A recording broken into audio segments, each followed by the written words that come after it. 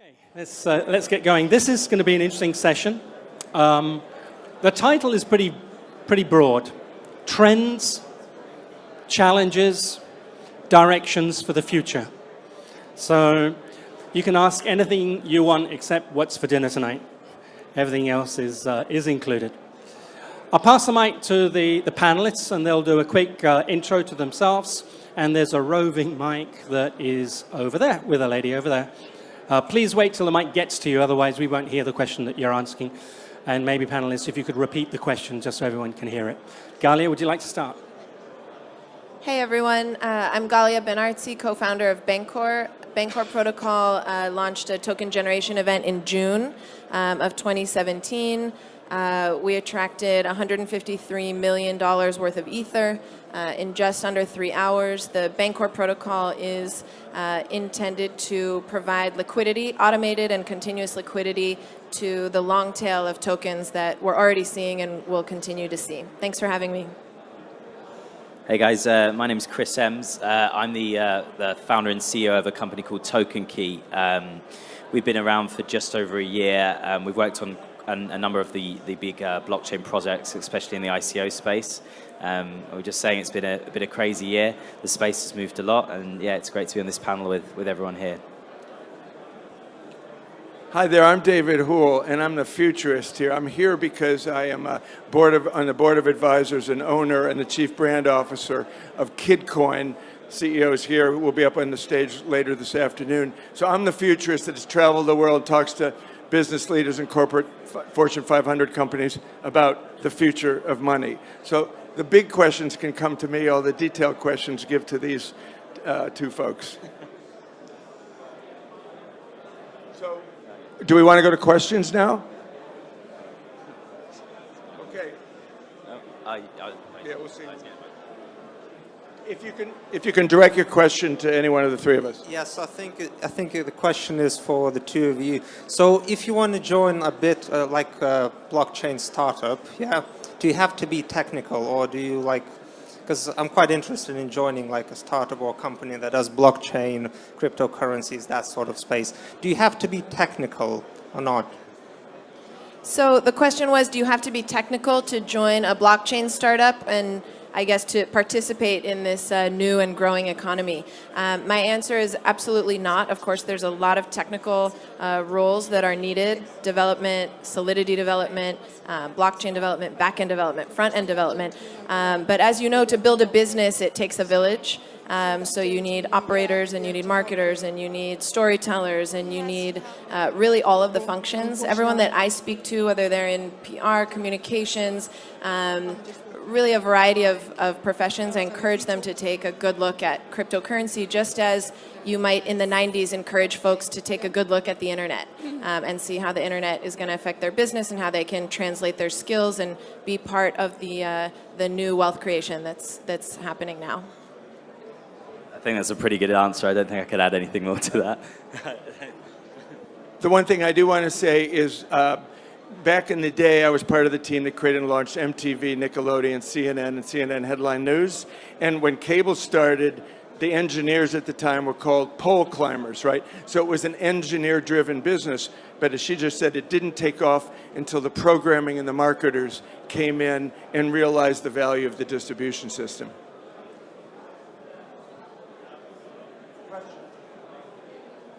One there.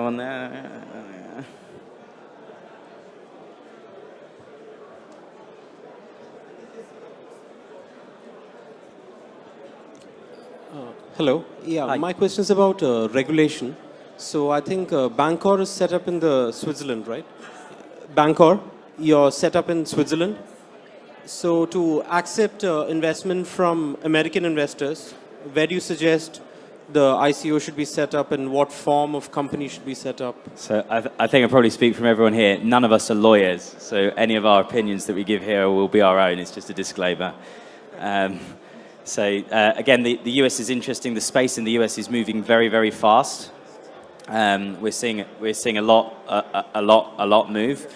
What I would say on your answer there, if you are looking to invite US participants into your token sale, get a lawyer, get a good lawyer. and make sure, what we always say to our clients is make sure that you have a top-tier law firm that is going to give you a legal opinion on the status of your project. I mean, if your project is a security, it's a security. You can't hide it's a security. It's a very bad move to do that, right? So what you want to do is make sure you obtain the correct legal advice in whichever jurisdiction you're going to issue from. Obviously, you know, jurisdictions that have mainly been issued for token sales have been Switzerland. Gibraltar's been a big one that's appeared. That's where we founded our business originally. And the latest sort of new kid on the block is Malta. So they're just some tips of places you could potentially look to issue a token. That's my... You just mentioned Swiss regulations. We are doing Swiss Real Coin, first Swiss real estate-backed crypto token. We deal a lot with regulations as well. We are a security token. As soon as you have real estate behind, then you're definitely, as you say, you're a security. And when you have to be compliant, prospectus, terms and conditions, term sheet. So this is what we do at the moment. Don't become a regulatory expert. That was what the people told me before I started the ICO. But feeling now more doing an IPO, when you want to do it properly, then it's very important that you are compliant with existing regulations. Otherwise, you face very soon really bigger issues. And so ask any questions about regulations you want to have. But first, it's definitely important to know, is it security or a utility token? While we're waiting, oh, you got the question? I'll just add one line about the Swiss nonprofit structure. I think it's really important to really consider what is the aim of your project.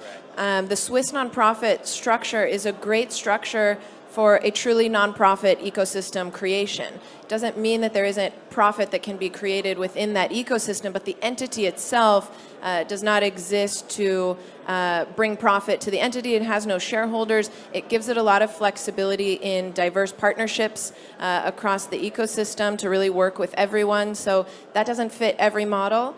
And it's important to consider truly what it is you're trying to build and then create the right entity and regulatory framework for that objective. Hi. How do you see scalability being solved? How do you see scalability being solved? Yeah. Are you talking specifically in relation to Ethereum or with currency, tokens, coins? I mean, yeah, that's a very, very, very good question. I mean, Gaia will be able to give some really good input, but kind of on my end, you know, we're still looking at very nascent technology. If you take any kind of technology we've ever seen, I'm sure you've got comments on this. I mean, if we take the internet, I mean, if anyone remembers the internet, remember dial-up at home where you had to connect it, you got that funny little noise, and then you could access the internet. I mean, that wasn't exactly entirely scalable. I mean, you wouldn't be able to send more than one email every 5 minutes because the speed wouldn't go there, right? I mean... Just real quickly, I think scalability is incredibly important because mainstream is going to come rushing in. Mainstream meaning the trillions of dollars that are sitting on the sidelines looking at this, right? So any model, like for example, with what we're doing with KidCoin, it's about financial literacy, but when you look at that, it's parents, it's children, it's schools, it's colleges, then it's institutions that want to support education and the funding thereof. So through time, the more you can scale the number of users for your token, the more there's the invested group to maintain the value of it. I think when we talk about scalability, there's two things that we're talking about. One is the back-end scalability. So we look at this as the underlying blockchains and how many transactions can they process. And one is the front-end scalability, which is how many currencies can any individual human process, right? How do we navigate a world with millions of currencies? So on the back end, you know, Ethereum is doing a lot of good work to create a more scalable blockchain, but Ethereum will also face competition from other blockchains, such as EOS and Ion and Neo and others. I'm not a developer, but I've heard this said a few times that sometimes it's easier to create a new scalable blockchain than to fix an existing blockchain and make it more scalable. So, you know, we need to watch the ecosystem. If you're a developer, you need to develop flexibly so that you can move and migrate as things change. If you're an Ethereum developer, then you need to be working hard to scale your platform. And on the front end question, this world of millions of currencies that we could potentially be heading into, this is what Bancor really deals with, which is, and our view on this is that if all the currencies are inherently liquid to each other, if they all talk to each other, if they all know each other's exchange rates inherently, then you're really just in a UX paradigm of how do you make that user-friendly for the user so that you know at any given moment which is the right currency for you to be using, just like you know at any given moment with the internet what's the right website for you to be reading. There's some choice, there's some search, there's some find, but you aren't always interacting with the billions of websites out there, just with the ones that you're looking for. And it's apart from the technical side, it's also always the question about how scalable is the utility or the business behind a token or a currency. How scalable is that? You need to secure a large enough or create a network effect. So this is also what you have to consider. So you need the network to also ensure the utility and the usage of a token or a coin. If I may, just also append to that. We've seen these debates before. A little while ago, the question was between Betamax and VHS. And certainly Betamax was a better product, but we all ended up standardizing on VHF simply because the marketing and the user acceptance was there for that product. And the same market dynamics will apply to this as well. And a little while previous to that, we again had protocol wars. In the early days, IBM had their systems network architecture, DEC had their DECnet, and there were another. But in the end, what won out was the open system standard of TCP/IP. So I think if you're looking to try and work out, where the answer is going to be, it is not necessarily the best that's going to win. It's the one that has the power of the market behind it. And that's determined by the number of developers that are using it, number of customers that are using it, and whether it's good enough. Doesn't have to be the best, but good enough for what people want at the moment. And if it is that, then the brightest minds will come along to fix whatever else needs to be fixed behind it. I just want to reiterate that and what Galia was saying. Start out with scalability first. The billions of people who use Google don't know anything about the technology, right? But Google won the brand war because they were better. And you go into any market like MTV or CNN or whatever it is, it's the brand, it's the scale, it's the resonance and the marketing and the value. So if you just come from a technological narrow point of view, it's going to be a difficult long-term play for you. Yeah, do the next. Hi, as you said, it takes a village. So when it comes to PR and storytelling, Just hold it close. Hold it close like really that. close. There we go. As you said, it takes a village. So when it comes to PR, journalism, media, storytelling, what are some of your frustrations and what are some of the challenges? Yeah, I mean, I can stay there. So obviously, as a business day to day, we deal with helping projects from a very nascent beginnings of them, right the way through to the end, and right the way through to where the project develops. After you've done a token sale or token distribution or whatever way you're using tokenization in your business. I suppose my pet peeve is when people say things that are untrue. That's my biggest pet peeve because, if you, again, let's use an example. I think what you're building here, you're building an incredibly valuable ecosystem no matter when you do a token sale ICO, right? Because you have the privilege to raise a vast amount of capital very quickly with very little dilution to your business. But what you're doing is if you don't use that capital responsibly through your messaging and your marketing, so let's say I do my token sale, and I have a community channel, and it's great, and all these people give me their Ethereum, their Bitcoin, whatever you're taking, and then you leave it.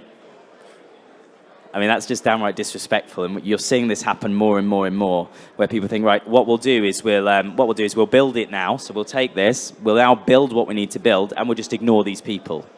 But what happens then is obviously that your token, number one, becomes valueless because the people holding it have no idea what you're doing. So I think the answer to the question is no lying, no cheating, no stealing, and making sure that the people that have been kind enough to participate in your economy know what you're doing the whole way through, A to Z.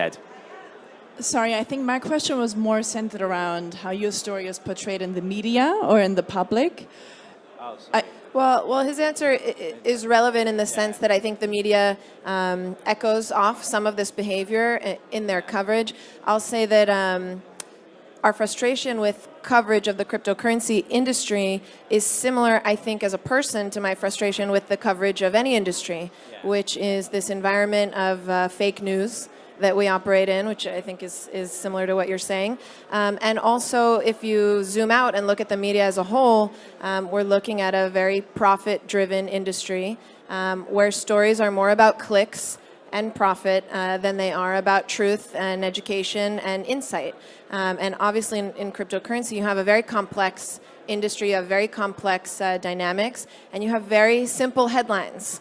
Crashing, rising, scam, this, that, and I think being on the inside of the industry, our frustration is that the media coverage hasn't caught up yet to the depth and complexity of this issue. There is a lot at stake, there's a lot at hand. There is a major shift going on in how money is created and distributed in society. This brings up essential questions about our society, about our organization, what we believe in, and yet the coverage is still very, very basic, which tokens up and which tokens down, and I think that's the primary frustration, and this media coverage, of course, drives a lot of hype and then market behavior. So I think the startups and the projects and the tokens are feeling very trapped by this dynamic, that the complex and more essential messages that we want to share are hidden under a lot of sensationalism. So there is an opportunity for PR professionals to truly represent your company. Absolutely. I'm a PR professional and journalist. That's why I just kind of want to see what are your frustrations in the space. Real quickly, absolutely. In fact, you're going to be one of the key constituencies over the next 2-3 years.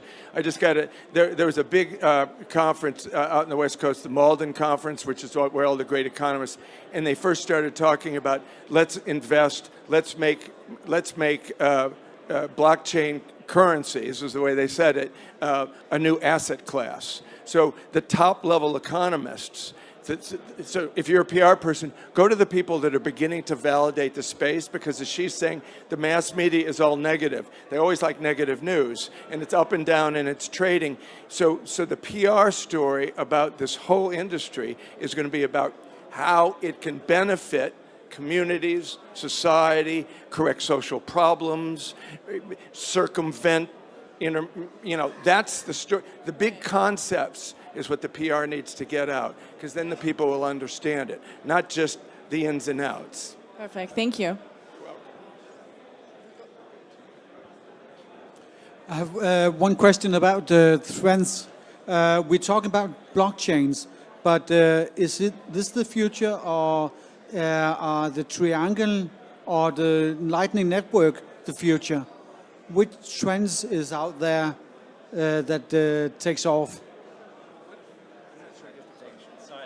Could you repeat the question again? We couldn't quite What trends are out Is it there? blockchain who gonna win, or is it triangle or the Lightning Network technology? I guess about protocols.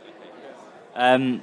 Yeah, good question. I'm not sure, most of us, I don't know, we're kind of I don't think anyone here is a developer by background, but maybe what I would say is, I think it goes back to the point we were making again about your point about Betamax, VHS, etc.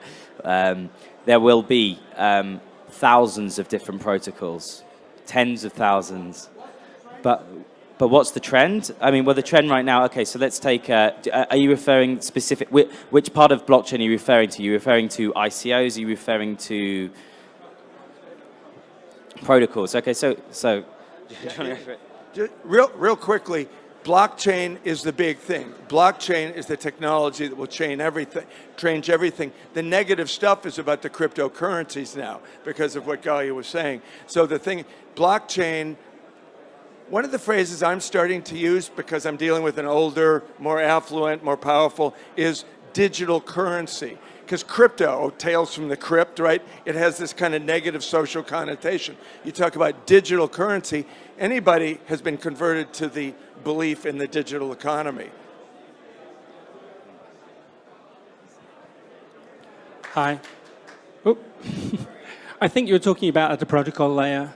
As I say, is it Ethereum? Is it going to be Zilliqa? Is it going to be Lightning? Is it going to be like, there's so many protocols being generated, and each of them are claiming the throne because they can do X or Y or Z. I think this is very normal in an industry that is at the level of maturity that it's at the moment, because we are at a hyper-innovation stage in this field, as is AI, as is a number of others. But as that hyper-innovation stage starts to mature, then we'll realize that to build a vibrant economy on top of that, you can't have so many incompatible platforms. And so what will tend to happen is either consolidation, so different blockchain protocols will consolidate, or we will get a technology layer that sits on top in the same way that we're seeing in some of the cloud platforms, where there are cloud aggregation platforms, and you develop for that, and they can deploy across Google and across Amazon and across all of those. So the kind of the problem of protocol clutter will either be solved. It's not a problem. It's because we are in an innovation stage, and it'll be solved either by consolidation or by aggregation. And this is usual as the normal steps of an industry. Yeah. Any more questions? Just a general question for your own opinions. What do you think will bring a balance to the crypto community right now? Because at the moment we're suffering from scams, large import of new coins, volatility. What do you think is required right now to bring balance to blockchain community in general? I'll just say products. I think deploying products into the field is what we need. We need to see these tokens in action, doing what they say they're going to do and what they say they can do. Until we have products in the field, we have this kind of speculative secondary market, which is a challenge for everyone. It's a challenge for the teams, and it's a challenge for the regulators, and it's a challenge for the institutions. And so until we have the products live in the field demonstrating the power of the currencies, we're going to remain in this gray area, and that's what we'd like to see.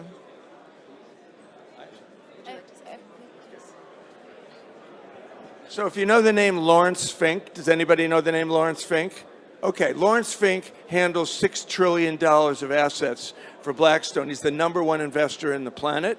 And he basically has come out and said any company he's going to invest in has to be purpose-driven, right? So one of the things that's going to happen in this space is not just monetizing, making money, but can cryptocurrencies, digital currencies on the blockchain bring purpose into the world to improve social problems and economic problems and disintermediate high costs. So to the degree that there's more products, if they come out and they have a resonance with the general public or the investing public, they will move more quickly. I think, and maybe just to add that point, what we really need right now is smart investment. We've come from a very nascent market where we've had lots of wonderful people who have made a tremendous amount of money through investing in this new asset class. You know, what we're in now, this is called the Crypto Investors Show, and you know, speaking to people here, I'd say a lot of the demographic here isn't the traditional crypto show demographic. There are lots of people I know that are either on an institutional level, either in a boutique way, or in a big way working for a large institution. Really, what this industry, in my view, is looking for right now is it's looking for you guys to step up and to take that leap of faith and come into this space and then start working with the protocols, the projects, the companies that you are investing in to give them all that knowledge that the traditional, let's say, VC-backed world of technology has had for so long. That's, for me, the one thing that you know, I struggle with the most in this space right now is that that level of degree of mentorship is not there.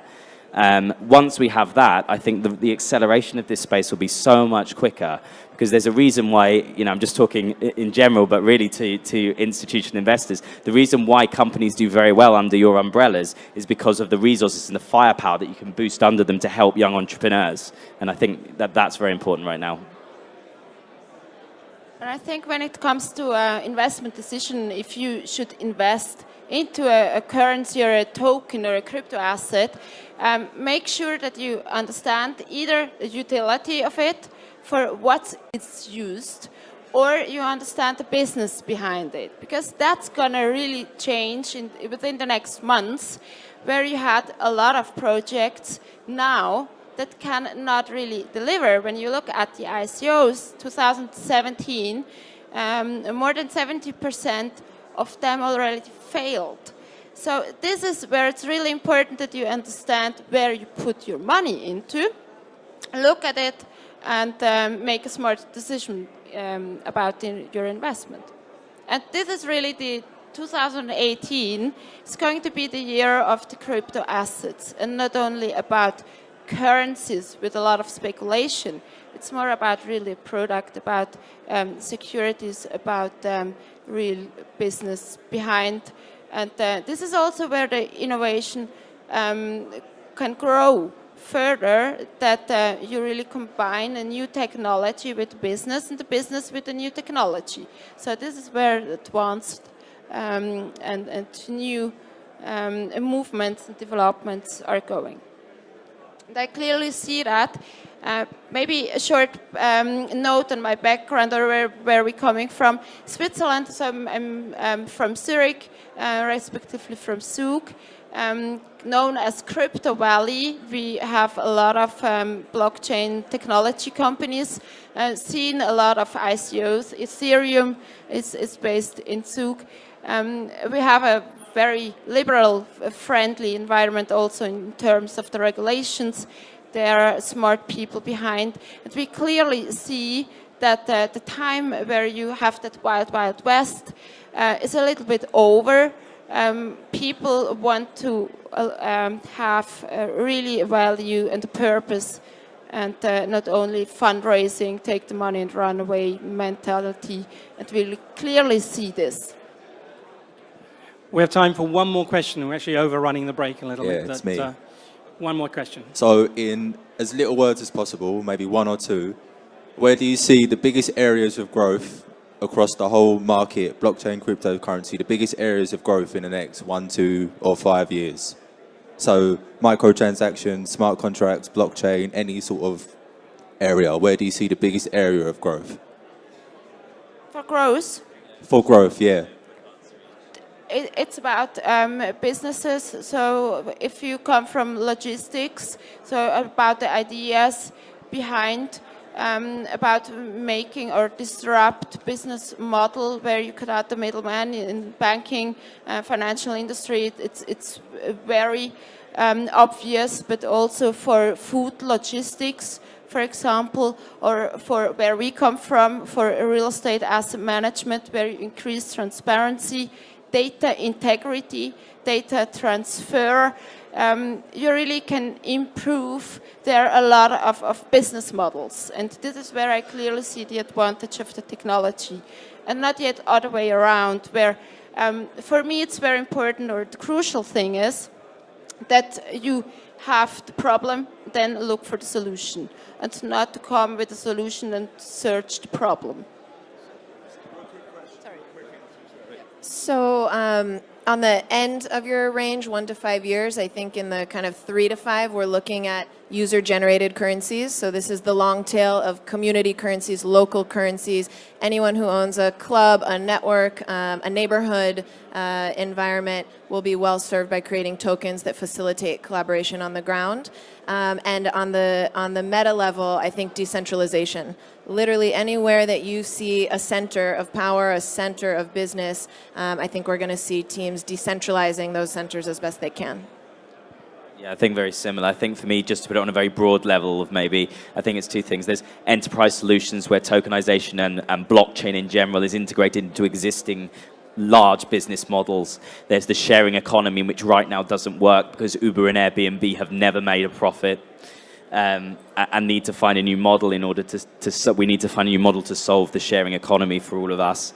And then the last thing, it's how blockchain in a real way merges with other new and nascent technologies, which are really starting to develop now.